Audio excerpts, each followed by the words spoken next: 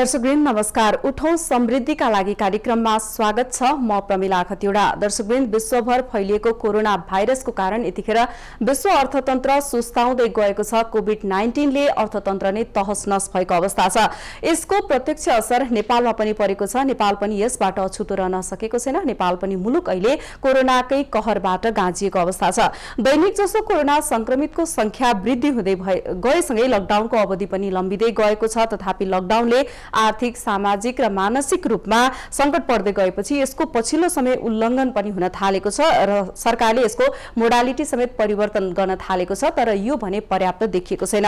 सरकारले गरेको लकडाउनबाट आर्थिक क्षेत्र प्रभावित भइरहेको छ, जसले देशको अर्थतन्त्र नै तहस-नहस हुने अवस्थामा पनि पुगेको छ। धेरै उद्योग व्यवसायहरू यतिखेर ठप्प हुँदाखेरि उद्योग व्यवसाय ठप्प हुँदा विशेष गरेर अहिले यातायात क्षेत्र पनि यसबाट प्रभावित भएको छ। यातायात क्षेत्र धेरै मर्कामा परेको छ। यही विषयमा केन्द्रित भएर आज हामी कार्यक्रम सञ्चालन गर्नेछौँ।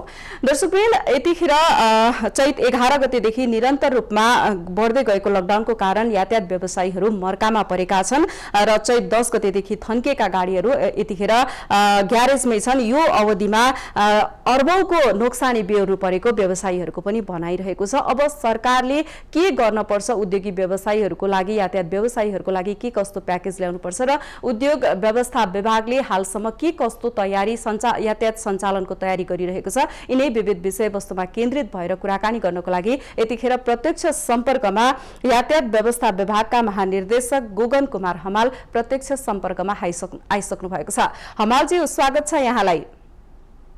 हजुर, नमस्ते, धन्यवाद। हजुर, यतिखेर विशेष गरेर सबै क्षेत्र प्रभावित हुँदाखेरि लकडाउनले कोभिड-19 को प्रभाव पनि यातायात क्षेत्रमा देखिएको छ। दीर्घकालीन असर त पक्कै नै पर्छ। अहिले तत्कालका लागि के कस्तो असरहरू देखिएको छ?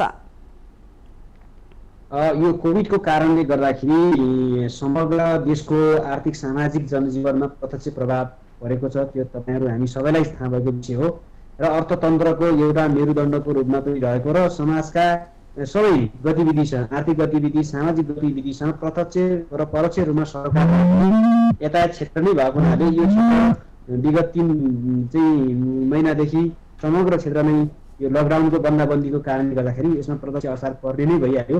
र चाहिँ नेपाल सरकारले पछिल्लो समयमा तपाईहरुलाई हामी सबैलाई थाहा भएकै कुराकानी छ, अहिले यो लकडाउनलाई अलिकति खुकुलो पार्नुपर्छ भन्ने सन्दर्भमा चाहिँ जहाँ चाहिँ यसको प्रभाव कम छ त्यस्ता ठाउँहरूमा निजी सवारी साधन र मोटरसाइकललाई सञ्चालन गर्ने सुरुवात गरिसकेको अवस्था छ भने यसलाई चरणबद्ध रूपमा यो कोभिडको प्रभावलाई पनि हेर्दै गर्ने, जसले गर्दाखेरि सार्वजनिक सवारी साधनलाई पनि क्षेत्रगत रूपमा रेस्ट्रिक्टेड अपरेसन गर्नुपर्छ भन्ने तवरले हामीले अहिले छलफल पनि गर्दैछौँ र नेपाल सरकारले पनि त्यो ढङ्गले अहिले सोचिरहेको अवस्था छ।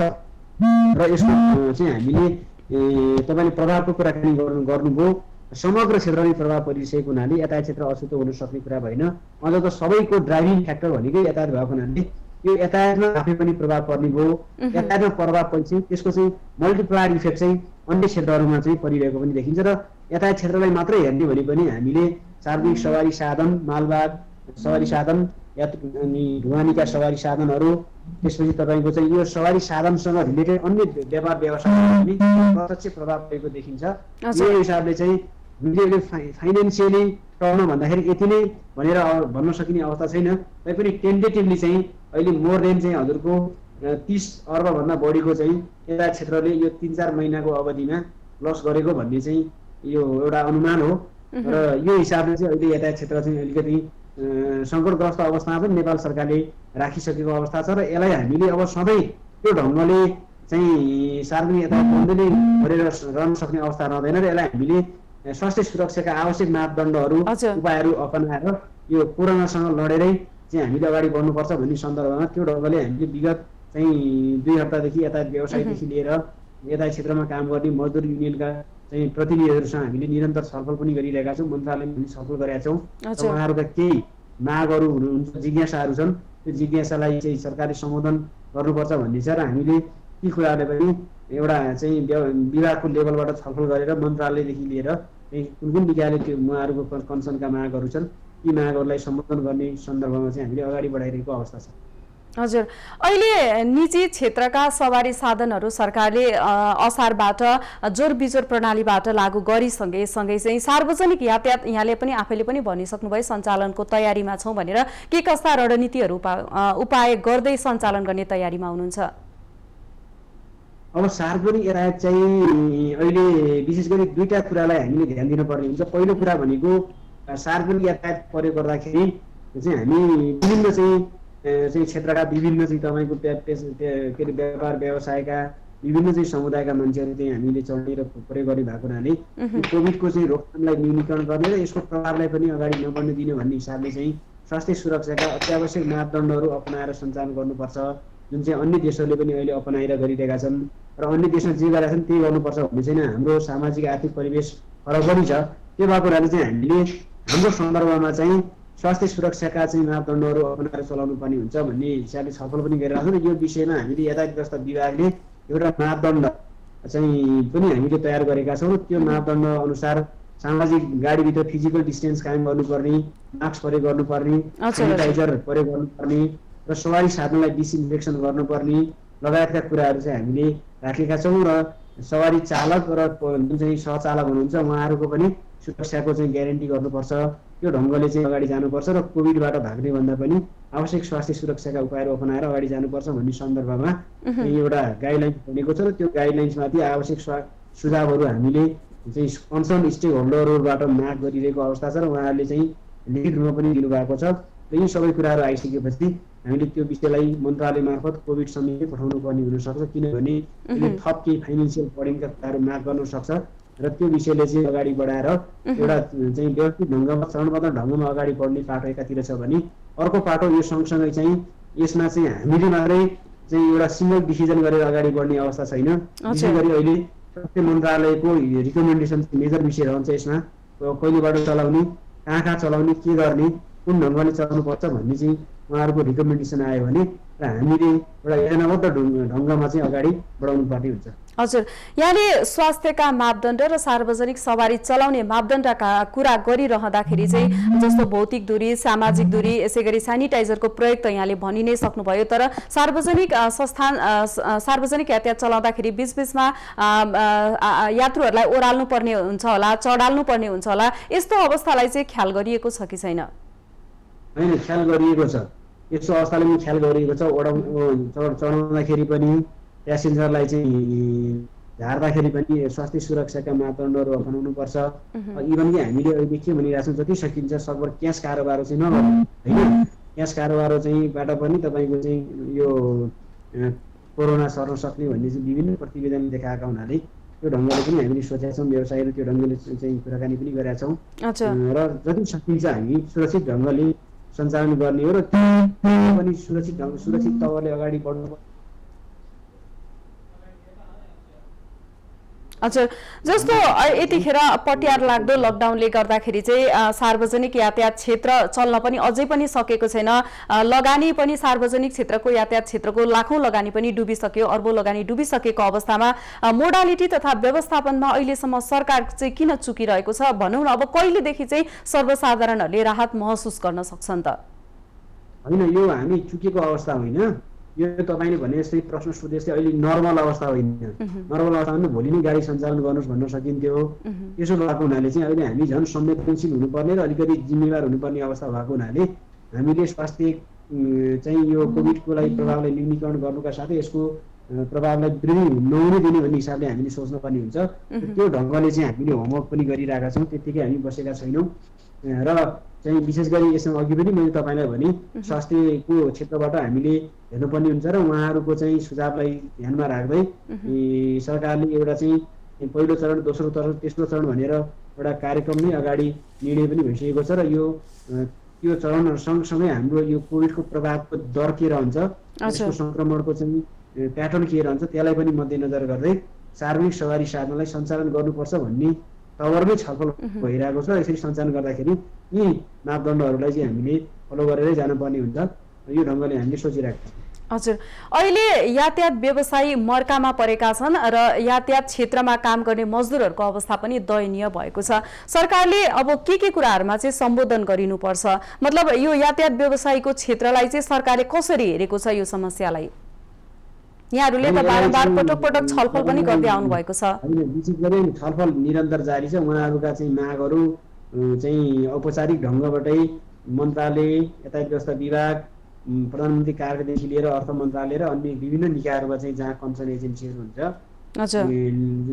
औपचारिक ढङ्गबाटै उहाँहरूका मागहरू आएका छन् र उहाँहरूका मागहरूलाई चाहिँ विभागीय स्तरमा, मन्त्रालय स्तरमा पनि छलफल पनि भएका छन् र हामीले चाहिँ हाम्रो मन्त्रालयसँग रिलेटेड भन्दा पनि धेरै जसो मागहरू चाहिँ यो सेवा सुविधासँग, छुटसँग रिलेटेड भएको हुनाले हामीले कोभिड समितिदेखि लिएर यो चाहिँ अर्थ मन्त्रालयले नै तयारी गरेर रिकमेन्डेसन गरिएको अवस्था छ। उहाँका चाहिँ जस्तो कि यो 3 महिनाको अवधिको ब्याजको चाहिँ रिसेड्युलिङ गरिदिनु पर्ने, ब्याज सकिन्छ भने ब्याज दर नै चाहिँ मिना गर्नुपर्ने, छुट गर्नुपर्ने र अनि चाहिँ अहिले हाम्रा गाडीहरू लामो समयसम्म थन्केर बसे, हामीले सञ्चालन पनि गर्न सकिएको अवस्था छैन। हातमुख जोड्ने गाह्रो भएको अवस्थामा ती गाडीहरूलाई चाहिँ नर्मल गरेर पुरै सञ्चालन गर्नलाई पनि थप पुँजीको आवश्यकता पर्ने हुनाले त्यसको लागि पुरै कर्जाको पनि व्यवस्था गरिदिनु गयो भन्ने उहाँहरूका जुन मागहरू छन् ती मागलाई हामीले मन्त्रालयले, विभागले चाहिँ सिधै लिएर हामीले हाम्रो रायसलाई चाहिँ कन्सर्न चाहिँ एजेन्सीले हामीले पठाइदिएको अवस्था छ। हस् हमालजी, यहाँको महत्त्वपूर्ण समय संवादको लागि यहाँलाई धेरै धेरै धन्यवाद।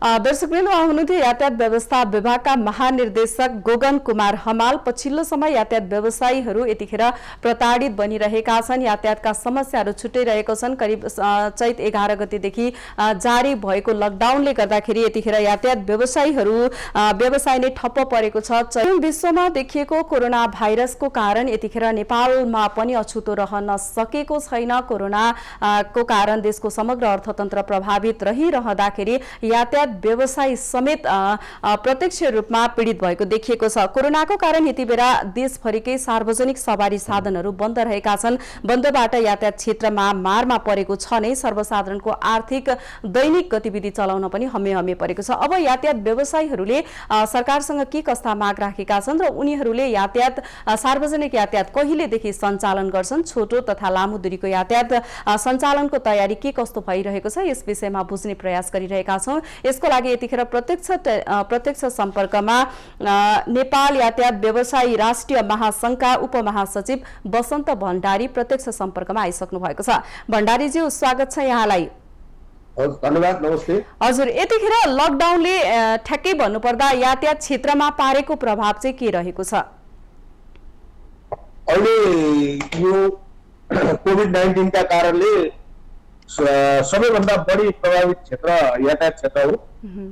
यसमा चाहिँ तपाईँको यो विशुद्ध नेपालीहरूको, त्यसमा पनि मध्यम वर्गीय स्वरोजगार नेपालीहरूको चाहिँ अरबौंको लगानी लिएर यसमा आश्रित तपाईँको 10औं लाख श्रमिकहरूको त्यो विकल्प भएको छ।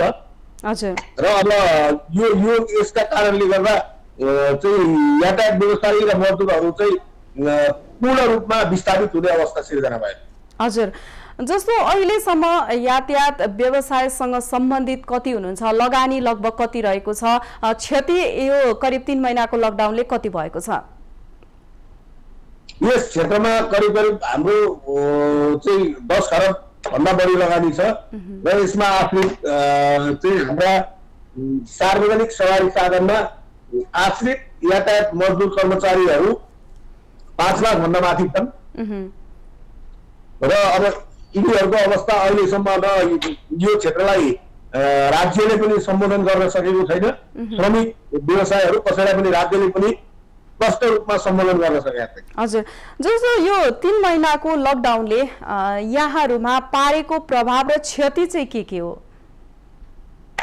यो 3 महिनाको अवधिमा पारेको प्रभाव चाहिँ हाम्रो यो यातायात क्षेत्रमा काम गर्ने श्रमिकहरू दैनिक चाहिँ पेसा सञ्चालन गरेर बिहान बेलुका चाहिँ आफ्नो हातमुख जोड्ने अवस्था थियो। अहिले त्यो अवस्थाबाट वञ्चित हुनु परिरहेको छ। 3 महिनादेखि यातायात व्यवसायीहरू पनि 90% यातायात व्यवसायीहरू सबै स्वरोजगार चाहिँ भएका हुनाले त्यही पेसामा आबद्ध त्यसैले मात्रै उनीहरूको हात पर्ने अवस्था रहेको हुँदा अब त्यो नै सञ्चालन नभएपछि अब यातायात व्यवसायीको पनि अहिले चाहिँ त्यही स्थिति छ र भर्खरै सुनिहाल्नुभयो अस्तिका दिन मात्रै एउटा यातायात व्यवसायीले बैङ्कको कर्जा बुझाउन नसकेका कारणले उसको सवारी साधन चाहिँ बैङ्कले तानेर राखिदिँदा ऊ आत्महत्या गर्न बाध्य भएर मनोहरा खोलामा हालेर आत्महत्या गर्न बाध्य भए।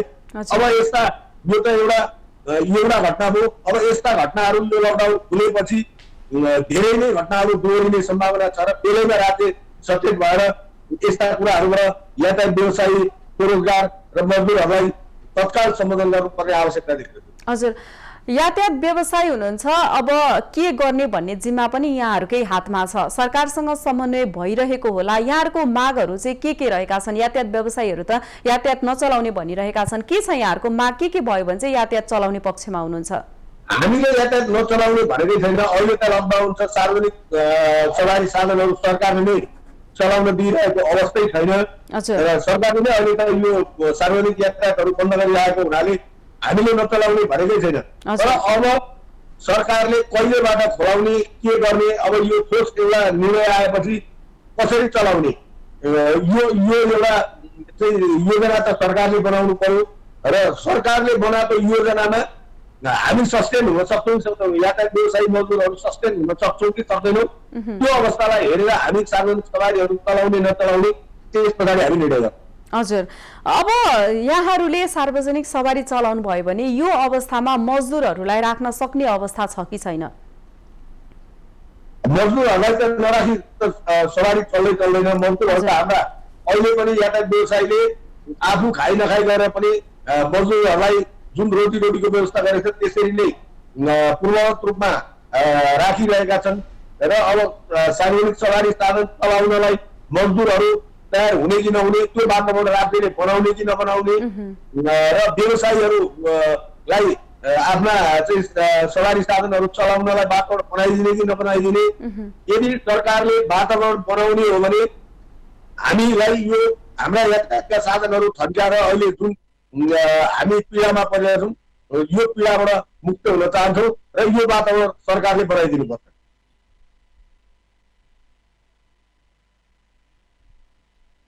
लकडाउन अन्तिम उपाय होइन, यहाँहरूले पनि भनिसक्नुभयो। सरकारले वातावरण बनाइदियो भने हामी यातायात सञ्चालन गर्न तयार छौँ भनेर। के कस्तो वातावरण बनाइदिनु पर्छ त? सरकारले कसरी अब सार्वजनिक सवारी साधनहरू जहाँसम्म अब सुन्नमा आएको छ एउटा कार्यविधि बन्दैछ, त्यसलाई चाहिँ डिस्टेन्स मेन्टेन गरेर दूरी मेन्टेन गरेर जस्तो 40 सिट क्षमताका सवारी साधन हुनु भने त्यसमा 20 जना यात्रुहरूलाई चाहिँ मात्रै एउटा एक सिटमा 2 सिटमा 1 सिट मात्रै कायम गरेर 40 जनाको सिटमा 20 जना मात्रै यात्रुहरू राखेर सवारी सञ्चालन गर्नुपर्ने भन्ने खालको एउटा कार्यविधि बन्दैछ अरे। त्यो कार्यविधि बन्दै हो र त्यो हो भने हामीले अब 20 जना 40 सिट क्षमताको गाडीमा 20 जना यात्रु राखेर चाहिँ सवारी सञ्चालन गर्न हामी सक्छौँ सक्दैनौँ, त्यसको हाम्रो दैनिक कस्ट कति आउँछ यातायात सञ्चालन गर्दा सबै कस्टहरू जोडेर हामी यातायात व्यवसायी र मजदुरहरू सस्टेन हुने गरी एउटा वातावरण बनाइदिनुपर्छ र त्यो वातावरण बनेमा हामी सञ्चालन गर्छौँ। जस्तो अब तपाईँलाई भन्नुपर्दा 20 जना मान्छे हामीले चाहिँ हालेर 40 सिटको गाडी 20 जना मान्छे हालेर चलाउने हो भने हामीले अब त्यो यात्रुसँग कति पैसा दिने? 20 जना मान्छेको यही अहिले चाहिँ कायम रहेको उसमा त हामी सञ्चालन गर्न सक्दैनौँ र हामी अहिले फेरि यो परिस्थितिमा हामी भाडा बढाइदिउँ भनेर भन्ने अवस्था पनि छैन हामीले। र राज्यले हामीलाई सस्टेन हुने गरी राहत उपलब्ध गराउनु पर्यो। कहाँबाट कुन कोषबाट हुन्छ र त्यो हामी सस्टेन हुने गरी राहत उपलब्ध गराउनु पर्यो। कम्तीमा पनि हामी अहिले कमाउनु पर्छ भन्ने कुरा हामी राख्दैनौँ। हामीले ब्याज तिर्नु पर्यो, किस्ता तिर्नु पर्यो, मजदुरहरूलाई तलब भत्ता दिनु पर्यो र आफ्नो रोजी पनि धान्ने गरी हामीलाई त्यो वातावरण सिर्जना गरिदिने हो सरकारले भने हामी सरकारले जुन दिनदेखि सार्वजनिक सवारी साधनहरू खुला गर्ने भन्छ त्यही दिनदेखि गाडी हामी सार्वजनिक सवारी साधन चलाउनलाई हामी तयार। हजुर, यो बेला स्वास्थ्यप्रति सजग हुने बेला पनि रहेको छ र सँगसँगै यातायात व्यवसाय माथि उठ्नुपर्ने पनि बेला भएको छ। जस्तो अब यसलाई चाहिँ सन्तुलनमा कसरी राखेर चाहिँ अगाडि बढ्न सकिन्छ, यहाँहरूको सुझाव चाहिँ के हुन सक्छ?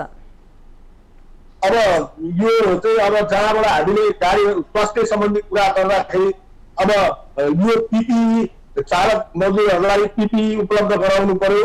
अब त्यो चाहिँ राज्यले सरकारले त्यो उपलब्ध गराउनु पर्यो र त्यो गाडी सवारी साधनहरूलाई जहाँबाट निस्किने हो कुन स्थानबाट बिहान चाहिँ सञ्चालन सुरु गर्छ उसले त्यो ठाउँमा चाहिँ त्यो स्प्रे डिसइन्फेक्सनको त्यो व्यवस्था गर्नु पर्यो र हामी आफ्ना सवारी साधनहरूलाई चाहिँ कोरोना मुक्त बनाएर त्यो चाहिँ अनेक सवारी साधन निकालेर हामी चलाउँछौँ। त्यसमा राज्यले ध्यान दिनुपर्छ। हजुर, जस्तो यतिखेर यहाँहरूको व्यवसायीहरूको बैंकको कर्जा पनि होला, ऋण पनि होला, भाडा दर पनि अब यहाँहरूले सञ्चालन भयो भने आफै निर्धारण गर्नु होला। यसको चाहिँ यहाँले चाहिँ कसरी हेर्नु भएको छ? यसलाई कति प्रतिशत राहत भइदियो भने चाहिँ हामी सहुलियत हुन सक्छौँ भन्ने भइरहेको छ। सुन्दै हुनुहुन्छ?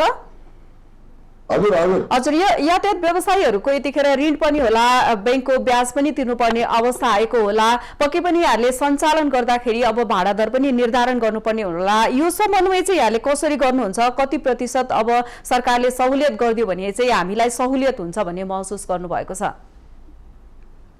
यो ठ्याक्कै अहिले भर्खरै तपाईँ यो माउन्टेन टेलिभिजनबाट चाहिँ कुरा गर्नुभन्दा 2 मिनेट अगाडि मैले जुन वित्तीय संस्थाबाट सवारी साधन फाइनेन्स गराएको थिएँ त्यहाँबाट फोन आएको थियो। अब लकडाउन सुरु भयो, अब किस्ता बुझाउनु पर्यो, ब्याज बुझाउनु पर्यो तपाईँहरूले भनेर फोन गर्नुभएको थियो। अब हाम्रो सवारी साधन चैत्र 10 गतेदेखि ग्यारेजमा थन्किएका छन्।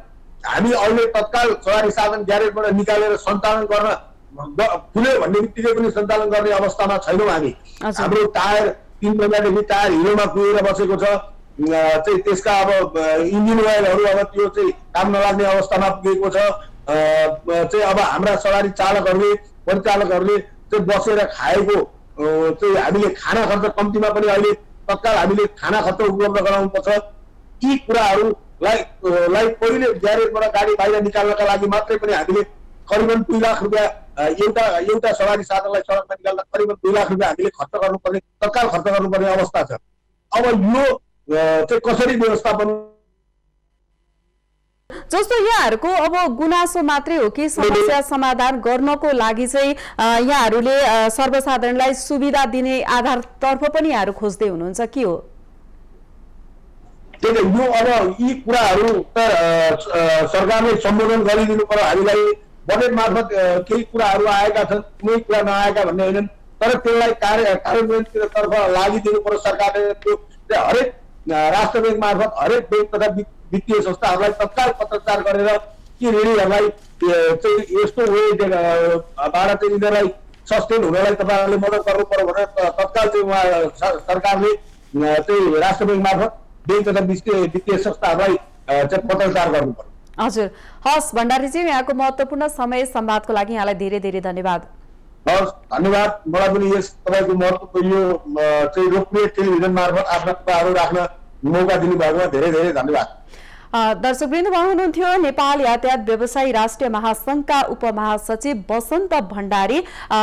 व्यवसायीहरू तयारी आफ्ना मागहरू सम्बोधन भएमा यातायात व्यवसाय सञ्चालन गर्ने तयारीमा रहेका छौँ, तर हाम्रा सामान्य स्वास्थ्यप्रति सजग हुँदै र हाम्रा विभिन्न किसिमका मागहरू पूरा गर्नुपर्छ भन्ने उहाँहरूको भनाइ थियो। कोभिड-19ले सबैभन्दा असर पारेको क्षेत्र यातायात क्षेत्रमा भने अहिले 10 अर्ब लगानी डुबिसकेको अवस्था रहेको छ र हजारौंको रोजगारी पनि गुमेको अवस्था छ। अहिले संकटमा परेको यातायात क्षेत्रलाई रिभाइभ गर्नको लागि, रोजगारी गुमेका कामदारहरूलाई पुनः फर्काउनको लागि सरकारले विशेष प्याकेज ल्याउनु पर्ने रोजगारी श्रमिकहरूले बताएका छन्। तर यसमा सरकार कतिको दायित्व बोध गरिरहेको छ र यिनीहरूप्रति सरकारको हेर्ने दृष्टिकोण कस्तो रहेको छ, यस विषयमा कुराकानी गर्न गइरहेका छौँ। यसदेखि प्रत्यक्ष सम्पर्कमा आइसक्नु भएको छ नेपाल यातायात मजदुर संघका केन्द्रीय अध्यक्ष धर्म भण्डारी। भण्डारीजी, स्वागत छ यहाँलाई।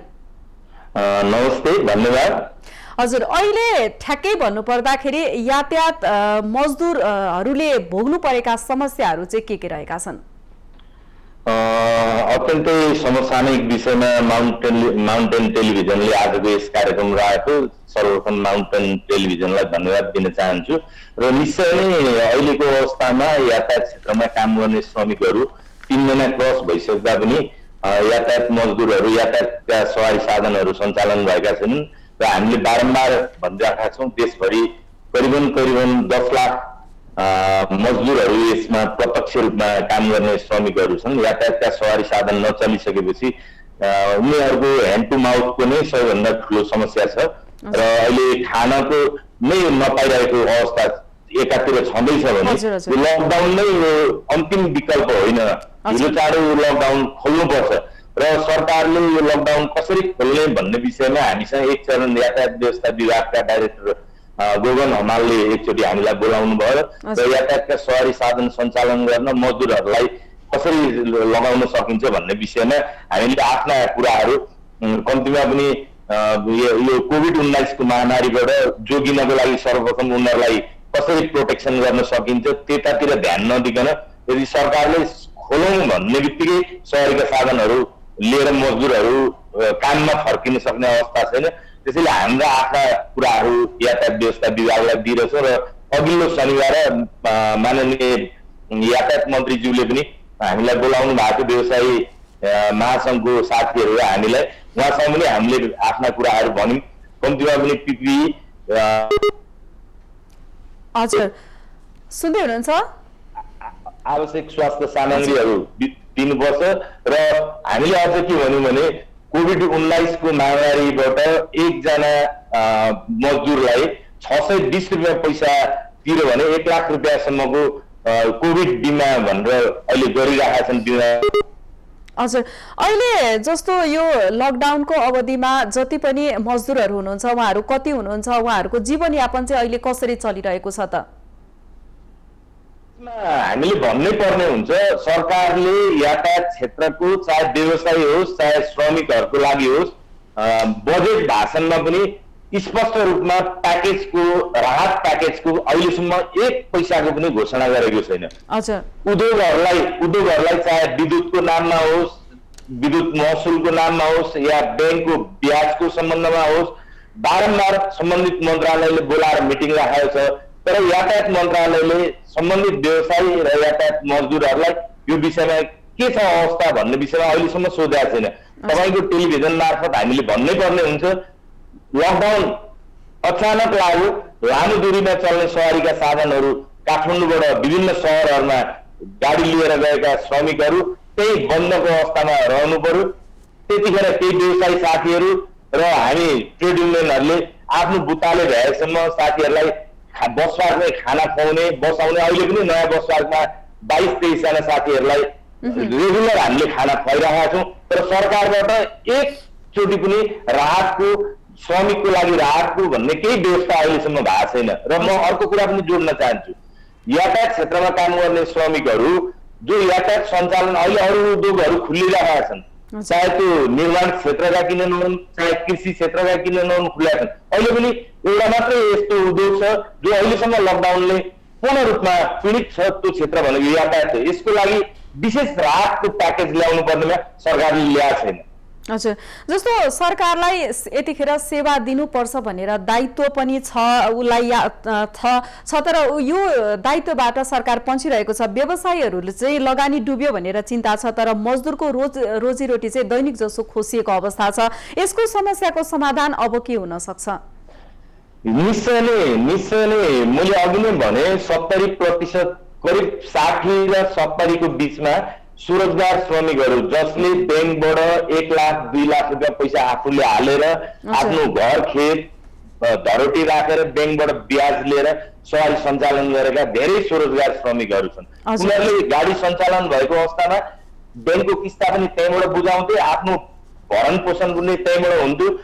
ती किसिमका मजदुरहरूको आफ्नो स्वरोजगार मजदुरको पीडा छुट्टै छँदैछ र व्यवसायीहरू पनि मैले बारम्बार भन्ने गरेको छु नेपालमा कुनै पनि मल्टिनेसनल कम्पनीहरू अथवा एउटा कुनै विशेष समूहको ठुलो लगानीमा 100-200 वटा गाडी चलेको अवस्था छैन। हामी सबैलाई थाहा छ सरकारको लगानी यातायात क्षेत्रमा 0 छ त्यसैले यो यातायात क्षेत्रमा काम गर्ने श्रमिकहरूको विषयमा मलाई के लाग्छ भने राज्यले नहेर्नुको कारण पनि आफ्नो लगानी पनि छैन र एकमुष्ट रूपमा व्यवसायीहरूको नेतृत्व गर्ने यातायात व्यवसाय राष्ट्रिय महासंघले विभिन्न समयमा आवाजहरू यो लकडाउनको अवस्थामा पनि भौतिक उपस्थिति जनाउन नसके पनि यातायात मजदुर सङ्घ संगठनहरूसँग जोइन्ट स्टेटमेन्ट निकालेर हामीले बारम्बार मन्त्रालयको ध्यान आकर्षण गराएका छौँ तर यतिले मात्रै पुगेको छैन। मैले सुन्दै थिएँ यातायात व्यवसाय महासंघका वरिष्ठ उपाध्यक्षको भनाइ सुन्दै थिएँ हामी यो अवस्थामा गाडी चलाउन सक्दैनौँ। अस्ति माननीय मन्त्रीज्यूलाई त उहाँले भन्नु मजदुरको 5,000 मात्रै उनीहरूको जीविकोपार्जन गर्न उनीहरूको खातामा हाल्नुहोस् हामी गाडी सञ्चालन गर्न सक्दैनौँ भन्दै थियो। त्यसको अर्थ के हो भने अहिलेको अवस्थामा के तपाईँलाई म सोध्न चाहन्छु सार्वजनिक सवारीको साधन खुल्यो भने तपाईँ त्यो सवारीको साधनमा हिजो जसरी चढ्नु भएको थियो चढ्नुहुन्छ? म त चढ्दिनँ, निश्चय नै चढ्दैन मान्छे। त्यसैले अहिलेको अवस्थामा लकडाउन खुल्यो भने पनि जसरी हिजो सवारीका साधन चलेका थिए व्यवसायीले आफू बाँचेर मजदुरलाई पैसा दिएका थिए अहिलेको अवस्थामा चल्यो भने पनि व्यवसायीले मजदुरलाई दिन सक्ने परिस्थिति छैन। त्यसैले सरकारले यातायात क्षेत्रको व्यवसायीलाई र मजदुर स्वरोजगार मजदुरहरूको लागि राहतको प्याकेज ल्याएर यसलाई रुग्ण उद्योगको रूपमा लिएर विशेष राहतको व्यवस्था गरेन भने यस क्षेत्रमा काम गर्ने व्यवसायीको अवस्था नै नाजुक रहन्छ भने मजदुरको त कल्पना पनि गर्न सक्दैनौँ। जस्तो अहिले मजदुरको नाममा सरकारले सामाजिक सुरक्षा कोष मार्फत चाहिँ पैसा पनि काटिरहेको हुन्छ तर अहिलेसम्म कति मजदुरले पैसा पाए या सरकारले के कस्तो गरिरहेछ भन्ने कुरामा सरकार यसमा मौनता नै बसिरहेको छ। यसमा तपाईँले अत्यन्तै सान्दर्भिक कुरा उठाउनु भयो। मैले अलिकति कतिको समय छ मैले अलिकति यसलाई प्रश्न पार्न चाहे।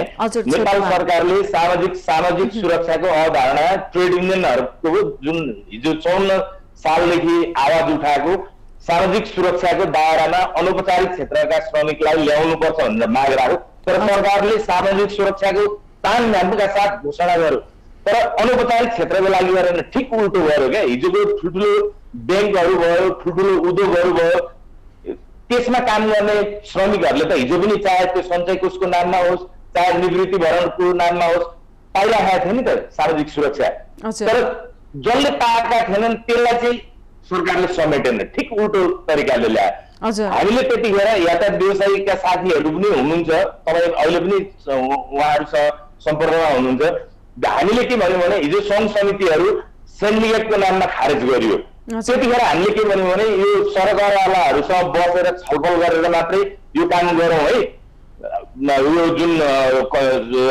सिन्डिकेटहरू खारेज गर्ने सवालमा किनभने त्यहाँ 50,000 मजदुरहरू प्रत्यक्ष रूपमा रोजगारीमा संलग्न थिए हत्याको भरमा सिन्डिकेट खारेज गर्यो तर त्यहाँ काम गरिरहेका मजदुरहरूलाई सडकमा छोडियो। हिजो जो 20-25 वर्षदेखि त्यहाँ काम गरिरहेका मजदुर थिए अहिले करारमा काम गरिरहेका छन् र पनि यो लकडाउनको अवस्थामा त्यो करारमा पनि गाडी नचलेपछि त व्यवसायले पक्कै पैसा दिँदैन करारमा रहेकालाई यस्तो भयावह स्थिति छ।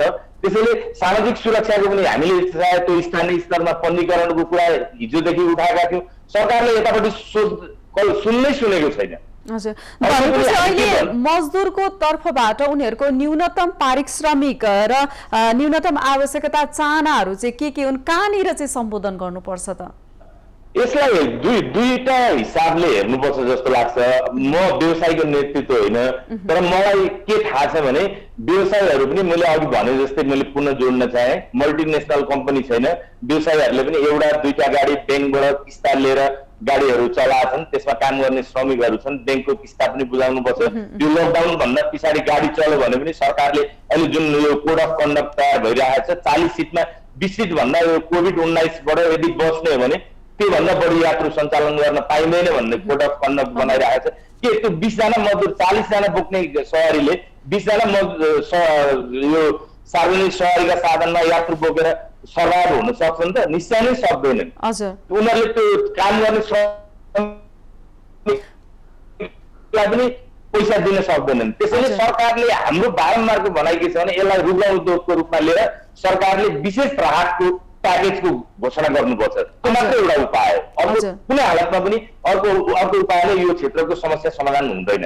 हजुर भनेपछि अहिले राहतका कुरा पनि उठिरहेका छन् बिमाका कुरा पनि उठिरहेका छन् यातायात व्यवसायप्रति अब यहाँहरूको अपेक्षा चाहिँ के हो त? हामीले निश्चय नै हामीले मजदुरको पाटो हेर्छौँ मजदुरलाई सुरक्षित गराउनुपर्छ भन्ने हाम्रो अवधारणा हो। व्यवसाय आफू गाडीमा जाँदैनन्, मजदुरलाई सुरक्षित गराउनको लागि यदि सार्वजनिक सवारीका साधन सञ्चालन गर्ने हो भने सबभन्दा पहिले कोभिड-19 को 1 लाख रुपियाँसम्मको बिमाको 620 रुपियाँ प्रिमियम बुझाउनुपर्छ इयरली।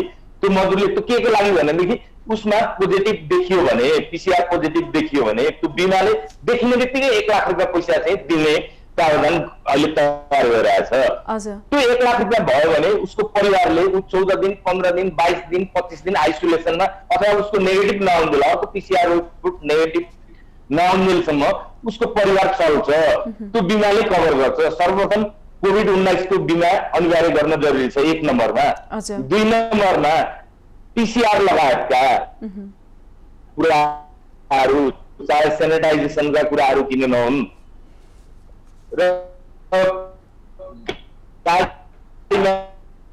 बिहान ग्यारेजबाट निकालेपछि 6 घण्टा अथवा 3 घण्टा अथवा 1 ट्रिप गरेपछि त्यो गाडीलाई फेरि सफा गर्ने त्यो परिपाटी नहुन्जेलसम्म तपाईलाई म भन्न चाहन्छु, यदि एउटा सार्वजनिक सवारीको साधनको श्रमिक कोभिडको पोजिटिभ देखियो भने त्यो सम्पूर्ण त्यसमा यात्रा गर्ने सबै पेसेन्जरहरुमा त्यो महामारी फैलिन्छ।